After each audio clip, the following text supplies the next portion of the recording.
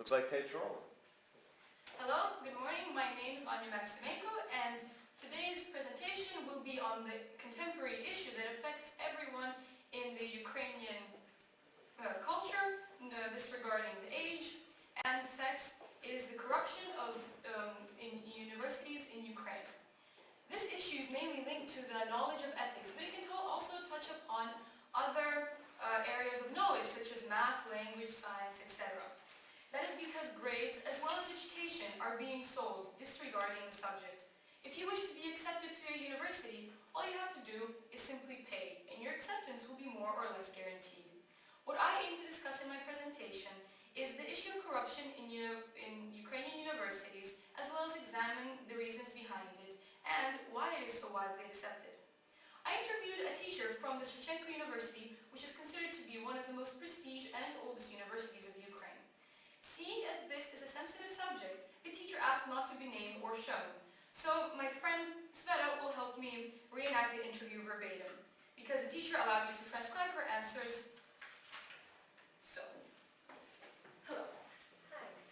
Can you tell me, have you ever heard of a situation where a teacher or professor was bribed? Yes. Does it happen often?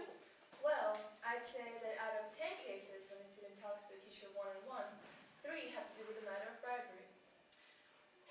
Why do you think this sort of corruption takes place? I think it is because people have lost the sense of reason. That is, the lack of sensation that education is an essential part of knowledge. And what matters to them is the prestige of the education and the document they receive, rather than that education that was actually accumulated. What is the price of passing an entrance exam upon being accepted to a university? The prices usually range from $2,000 to over $10,000, and it's not like someone was caught by the hand making the payment. These are the numbers that the public is openly aware of. So, once you get accepted to the university, you don't have to make any more payments? No, in many cases you do keep paying, but in the form of bribery, presents, and other things that serve as an income for the teacher. For instance, the most corrupt degree is considered to be law. And I heard many times that taking yearly exams costs money. What about midterm exams and term papers? Can they be paid for as well? The City's University of Education, for instance, is a place where I know for a fact that exams and papers are pretty much paid for. No one really hides it either. Students simply get together and present the teacher either with a sum of money or gifts as bribery for sufficient exam grades. So do you think that because of this issue of corruption, the level of education is dropping? You can't say that we have a low level of education, because that group of 10 people that wants to learn will. On the other hand, it can be that these 10 people won't be able to get into the university in the first place. I heard of a situation just this year where a girl made more than 60 mistakes on her entrance exam, but because her parents had an agreement with the admission committee, she was accepted. Yes, that happens.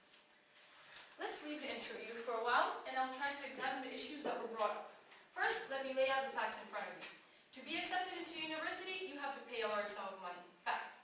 Once you begin your studies, you need to keep paying because if you refuse to, your teacher can simply fail you. Fact. Corruption in Ukrainian universities exists. Fact. Another fact that is interesting to know is that Ukrainian universities took first place nationally last year in the amount of bribes paid, beating state officials, public utilities, tax service, and medicine. So what do we have then? Ukrainian universities are educating the future generation, and what they're embedding into their brains is that if you encounter a problem, your way out of it is just pay. And that is precisely what a lot of children nowadays think. The society, its younger section in particular, is living a cult of money and power, not the cult of knowledge and intelligence. Let's see what an experienced educator has to say on this matter. Do you think that today's children are living a cult of money? I absolutely agree. And because they pay an entrance exam, they think they can do the same for the rest of the time, and this significantly reflects on their learning. So would you say that nowadays there are more children applying for places in universities knowing that they would be labeled unqualified without the extra payments? Of course, they simply rely on their parents to pay. Don't forget, school is a mere reflection of our society. So if in society you can't choose who to talk to and even to go to school that is equivalent to your social standard, then in university you have the juxtaposition of people from all sorts of social classes. So people that got into university by knowledge are already deprived of the things that the students surrounding them have. There is a university in